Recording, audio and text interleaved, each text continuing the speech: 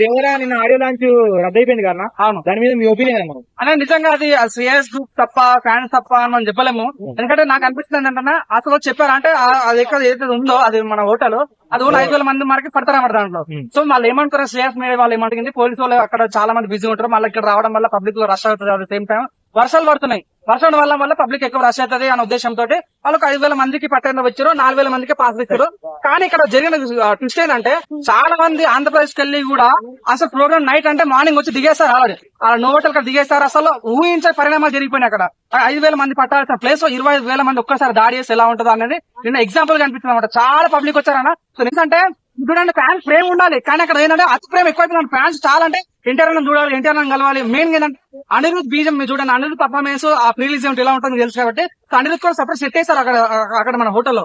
So నిజంగా ఆ చూడడానికైనా సరే పోవాలి అనే ఉద్దేశం. ఒక్కొక్క టికెట్ అన్న యాక్చువల్ ఫ్రీ టికెట్ ఒక్కొక్క 2,000 టికెట్ ఉన్నారు అక్కడ బ్లాక్ లో ఉంది. అంటే నేను సినిమాకి కూడా ఇంత కొనరేమో ఫీలింగ్ వచ్చా. అంటే అక్కడ వెళ్ళిన తర్వాత అన్నయ్యని చూడాలి, మన ఎన్టీఆర్ అన్నని చూడాలి, జాన్వి పాపను చూడాలి, మన బక్కోడు అనిరుద్ధం చూడాలి అనే ఉద్దేశంతో చాలా మంది చాలా రకాలు వచ్చారు. అసలు పాపం అంటే ఆంధ్రప్రదేశ్ ఫ్యాన్స్ అంతా హ్యాపీ చెప్పాలి.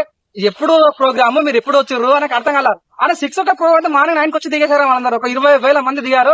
అసలు లా అండ్ ఆర్డర్ మొత్తం దెబ్బతిన్న ఫీల్ వచ్చి పోలీసు వాళ్ళకి కంటర్ కాలేదు. లోపలికి వెళ్ళిన తర్వాత అసలు ఎంట్రీ పాస్ ఉన్న వాళ్ళకి లోపలికి వెళ్ళి యాక్చువల్ గా 20,000 మంది ఒక్కసారి లోపలికి ఎంటర్ అయితే పాప డోలు వలిపోయినాయి, ఫ్లెక్సింగ్ విరిగిపోయినాయి. ఇంకోటి చెప్పాలంటే మీరు అనకూడదు కానీ పాపం పోలీసుల పైన కొంతమంది దాడి చేసే ఛాన్స్ అక్కడ కలిగిందన్నమాట. సో అక్కడ 100% అక్కడ లాండ్ ఆర్డర్ దెబ్బతినే ఛాన్స్ ఉంది కాబట్టి ప్రోగ్రామ్ ఖరాబ్ అయితే ఒకవేళ ఎన్టీఆర్ కి ప్రేమకు దెబ్బతినే ఛాన్స్ కాబట్టి సో మొత్తం టీం మొత్తం డిసైడ్ అయ్యి శ్రేయస్ గ్రూప్ డిసైడ్ అయ్యి సో ప్రోగ్రామ్ క్యాన్సిల్ చేయడం జరిగింది. సో ఎనీవే నిజంగా చాలా మంది ఫ్యాన్స్ డిస్టర్బ్ అయ్యారు. సో నా రిక్వెస్ట్ అంటే ఇంకా టైం ఉంది, 27 సినిమా కాబట్టి అక్కడ మన ఇంగ్లాండ్ లో ప్రమోషన్ కట్ చేసి మళ్ళీ ఒకసారి మన పరేడ్ గ్రౌండ్ లో కానీ ఎల్పీ గ్రౌండ్ లో కానీ మళ్ళీ ప్రోగ్రామ్ పెడితే మాత్రం ఆ ఎన్టీఆర్ ఫ్యాన్స్ మసాలా ఊపిస్తామని నమ్మకం ఉంది. సో ఎనీవే ఈ శ్రేయస్ గ్రూప్ తప్పు కాదు, ఫ్యాన్స్ తప్పు కాదు. సో వాళ్ళు అనుకున్న దానికన్నా ప్రజలు ఎక్కువ రావడం వల్ల అక్కడ డిస్టర్బెన్స్ జరిగింది. సో ఎనీవే అయితే ఈ రకంగా జరిగింది ప్రోగ్రామ్. లాఠీ చార్జ్